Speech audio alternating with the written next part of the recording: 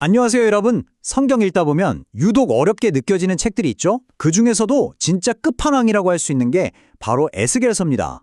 오늘은 바로 이 에스겔서가 어떻게 그 무서운 심판의 이야기에서 놀라운 은혜의 이야기로 변하는지 그 비밀을 한번 같이 파헤쳐 보려고 합니다. 자, 그럼 먼저 이 질문부터 시작해 볼까요? 이거 진짜 많은 분들이 공감하실 텐데 구약을 읽다 보면 아니 왜 이렇게 이해하기가 어렵지 하는 생각이 들 때가 많잖아요. 특히 막 복잡한 예언에 무서운 심판 이야기가 막 쏟아져 나오면 진짜 머리가 아프죠. 대체 왜 그럴까요? 네, 오늘 우리가 함께 살펴볼 자료에서도 바로 이 에스겔서를 꼽습니다. 구약 전체에서 가장 어렵기로 악명 높은 책 중 하나라고 거의 최상위본에 올려놓고 있어요. 그런데 말이죠, 바로 이 에스겔서의 미스터리를 풀 수 있는 아주 특별한 열쇠가 있다고 합니다. 그게 뭘까요?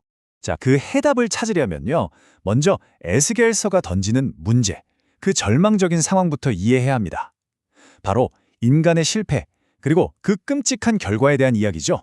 에스겔서의 핵심 스토리는 이렇습니다.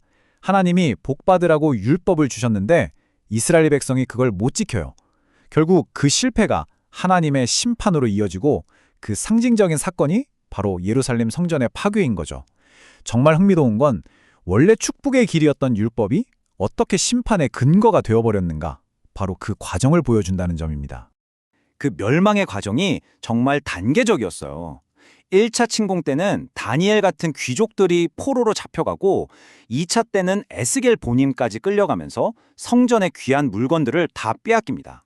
그리고 마침내 3차 침공 때 성전이 완전히 무너지고 나라도 사라져버리는 거죠. 정말 점진적으로 모든 걸 잃어가는 끔찍한 과정이었어요. 자, 여기서 오늘 분석이 말하는 핵심 포인트가 나옵니다. 이게 그냥 단순한 역사 이야기가 아니라는 거예요. 이걸 통해 뭘 보여주려고 하는 거냐면 바로 이겁니다. 인간이 아무리 애쓰고 노력해도 스스로의 힘만으로는 절대 구원에 이를 수 없다. 결국 실패할 수밖에 없다는 걸 보여준다는 거죠.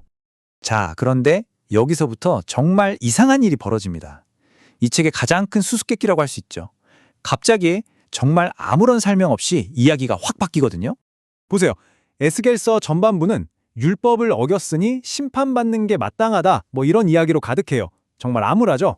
그런데 갑자기 후반부로 가면 회복과 축복의 약속이 막 쏟아지는 거예요.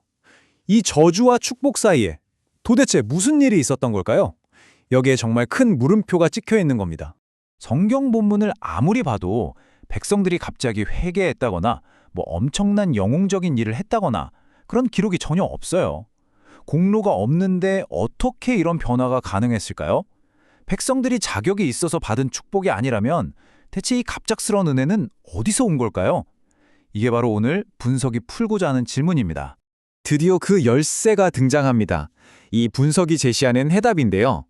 이게 비단 에스겔서뿐만 아니라 어쩌면 구약 전체를 꿰뚫는 아주 중요한 관점일 수 있습니다. 그건 바로 예수렌즈라는 개념이에요. 이름 그대로 이 특별한 렌즈를 끼고 구약을 다시 보자는 겁니다. 그렇게 보면 그 설명할 수 없었던 심판에서 은혜로의 전환이 이게 미래에 오실 신적인 해결책, 바로 예수님을 가리키는 거였구나, 이렇게 이해하게 된다는 거죠. 이야기가 완전히 다르게 보이기 시작하는 겁니다. 이게 정말 중요한 포인트인데요. 에스겔서에는 두 개의 성전이 등장해요. 첫 번째 성전은 우리가 아는 그 물리적인 건물이죠. 사람의 손으로 지었고 결국 인간의 죄 때문에 파괴됐습니다. 하지만 하나님이 약속하신 두 번째 성전은 달라요. 이건 사람의 손으로 짓는 게 아닙니다. 인간의 죄를 이겨내는 영적인 실제, 바로 예수님 자신을 상징하는 거죠. 오늘 자료에 나온 이 문장이 모든 걸 요약해줍니다. 에스겔서의 놀라운 복음은 첫 번째 성전이 죄로 인해 무너진 후 하나님께서 친히 사람의 손으로 짓지 않은 두 번째 성전, 즉 예수님을 준비하신다는 것이다. 바로 이거예요. 해결책은 인간의 노력이나 업적이 아니라 전적으로 하나님의 계획과 약속이었다는 것. 이게 바로 복음이라는 겁니다. 자, 그럼 이 예수 렌즈라는 게 그냥 에스겔서 해석하는 하나의 기술일까요? 아니라는 거죠. 이 분석은 더 나아가서 이게 성경 전체를 여는 열쇠가 될 수 있다고 말합니다. 그러니까 성경 전체에 이런 패턴이 반복된다는 거예요. 심판, 그리고 그 뒤에 오는 자격 없는 은혜. 이 리듬이 계속해서 나타나는데 이게 전부 다 결국 우리를 구원하실 한 분, 바로 구원자를 가리키고 있다는 주장입니다.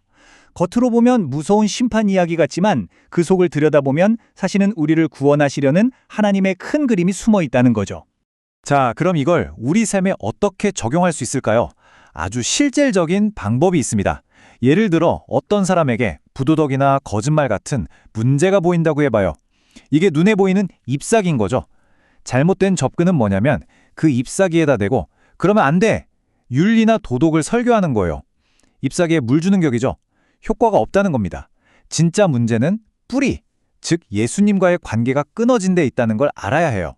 그래서 올바른 해결책은 그 뿌리를 돌보는 것, 즉 예수님의 은혜와 사랑을 소개해주는 것이라는 거죠. 아주 간단하게 말해서 이 분석의 주장은 이겁니다. 행동의 변화는요, 그 사람의 핵심, 즉 하나님과의 관계가 은혜로 회복될 때 비로소 일어난다는 거예요. 내가 더 착하게 살아야지, 노력해야지 이런 결심만으로는 한계가 있다는 거죠. 진짜 변화는 가장 깊은 내면, 그 관계의 회복에서부터 시작되는 겁니다. 자, 이제 마지막으로 이 질문을 한번 생각해 봤으면 좋겠습니다.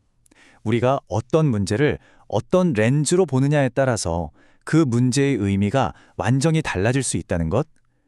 오늘 우리가 함께 살펴본 이 에스겔서에 대한 해석은요, 어쩌면 성경에서 가장 어둡고 절망적으로 보이는 이야기 속에서도 결국에는 희망을 찾아낼 수 있다는 걸 보여주는 정말 멋진 예가 아닐까 싶습니다.